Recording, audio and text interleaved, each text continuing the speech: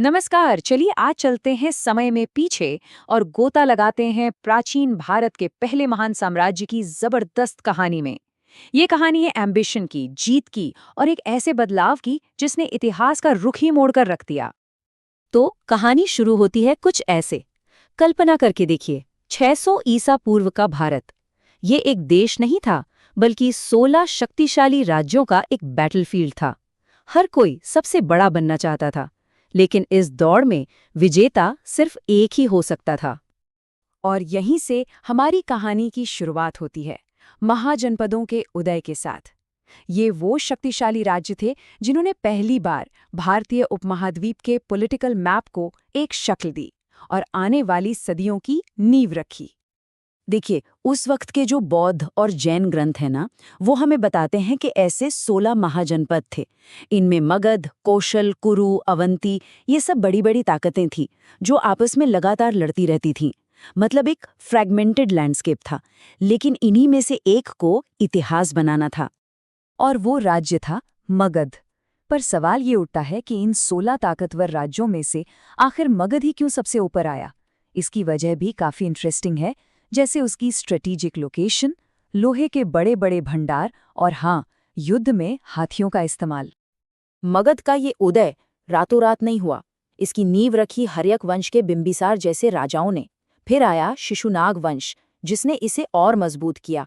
और उसके बाद आए नंद, जिन्होंने इसे एक विशाल और जबरदस्त शक्तिशाली साम्राज्य में बदल दिया, जिसका दबदबा लगभग पूरे उत्तर भारत पर था। तो अब पूरे उपमहाद्वीप को एक होने से रोकने वाली जो आखिरी और सबसे बड़ी दीवार थी, वो था नंद साम्राज्य। उनकी दौलत और उनकी फौज के किस्से तो दूर दूर तक मशहूर थे। जरा इनकी फौज का अंदाजा लगाइए। ग्रीक राइटर्स के मुताबिक नंद शासक धनानंद के पास 2 लाख पैदल सैनिक थे, 20,000 घुड़सवार और 3,000 से ज्यादा, सोचिए, हुंकार युद्ध हाथी।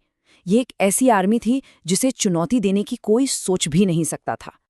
लेकिन जैसा कि हम जानते हैं, इतिहास में बड़े बड़े साम्राज्य भी हमेशा नहीं टिकते। और नंदों के बाद हुआ उदय भारत के पहले महान साम्राज्य का, मौर्य साम्राज्य का, जिसने आकर पूरा खेल ही पलट दिया। तो इस साम्राज्य की नींव रखी एक बहुत ही एम्बिशियस, एक नौजवान योद्धा चंद्रगुप्त मौर्य ने।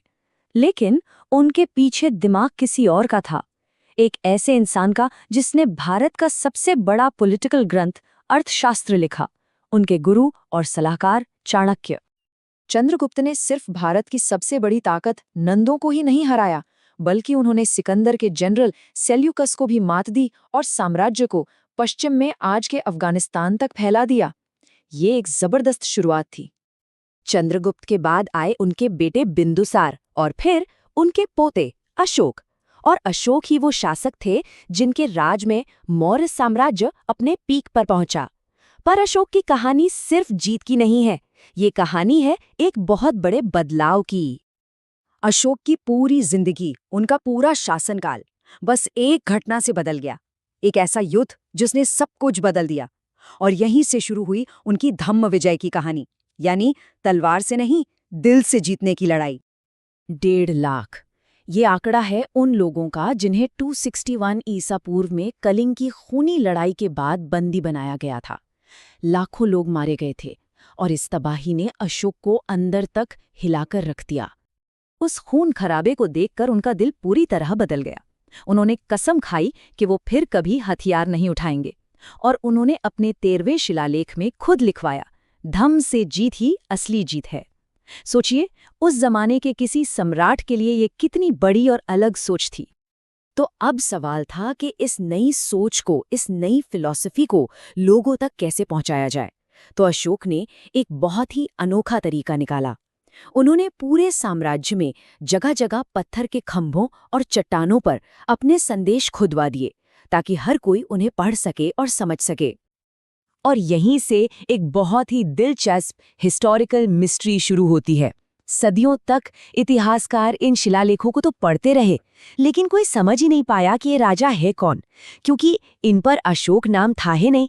लिखा था देवनाम प्रिय पियदस्सी राजा, जिसका मतलब है देवताओं का प्रिय, देखने में सुंदर राजा। तो इस गुत्थी को सुलझाया एक ब्रिटिश स्कॉलर जेम्स प्रिंसिप ने। सालों लगे उन्हें, लेकिन 1837 में उन्होंने आखिरकार उस पुरानी ब्राह्मी लिपि को पढ़ ही लिया और फिर बौद्ध ग्रंथों की मदद से ये साबित कर दिया कि ये पियद्दस्सी और कोई नहीं बल्कि महान सम्राट अशोक ही थे। तो ये धम्म था क्या आखिर? देखिए, ये कोई नया धर्म नहीं था, ये बौद्ध धर्म भी नहीं था। हाँ, उससे इंस्पायर्ड जरूर था। ये तो बस जीने का एक सही तरीका था, एक मॉरल कोड जो अहिंसा, सहिष्णुता, बड़ों का आदर और हर जीव के प्रति दया की बात करता था। एक ऐसी चीज जिसे कोई भी अपना सकता था। तो अशोक के समय में मौर्य साम्राज्य अपनी बुलंदी पर था, लेकिन कहते हैं ना, जो ऊपर जाता है वो नीचे भी आता है। तो चलिए अब इस कहानी के आखिरी पड़ाव पर चलते हैं। और सबसे हैरान करने वाली बात पता है क्या है? इतना बड़ा, इतना महान साम्राज्य सिर्फ 150 साल ही चला। अशोक की मौत के बाद तो ये ताश के पत्तों की तरह ढहने लगा। अब इसके पीछे कई कारण थे। एक तो अशोक के बाद जो राजा आए वो कमजोर थे। फिर इतना बड़ा साम्राज्य था, उसे संभालना मुश्किल हो गया था, खजाना भी खाली हो रहा था। और अंत में आखिरी मौर्य सम्राट को उन्हीं के सेनापति ने मार दिया और बस कहानी खत्म। तो इस पूरी कहानी से हमें क्या मिलता है? मौर्य साम्राज्य भले ही ज्यादा नहीं चला, लेकिन उसकी छाप बहुत गहरी है। ये भारत का पहला यूनिफाइड स्टेट था और अशोक के धम्म ने दुनिया को एक रास्ता दिखाया कि असली शासन ताकत से नहीं बल्कि नैतिकता से होता है। और ये कहानी हमें एक बहुत बड़े सवाल के साथ छोड़ जाती है। क्या हर महान साम्राज्य का गिरना तय है? क्या ऊंचाई पर पहुंचने के बाद नीचे आना ही सबकी नियति है? सोचिएगा जरूर।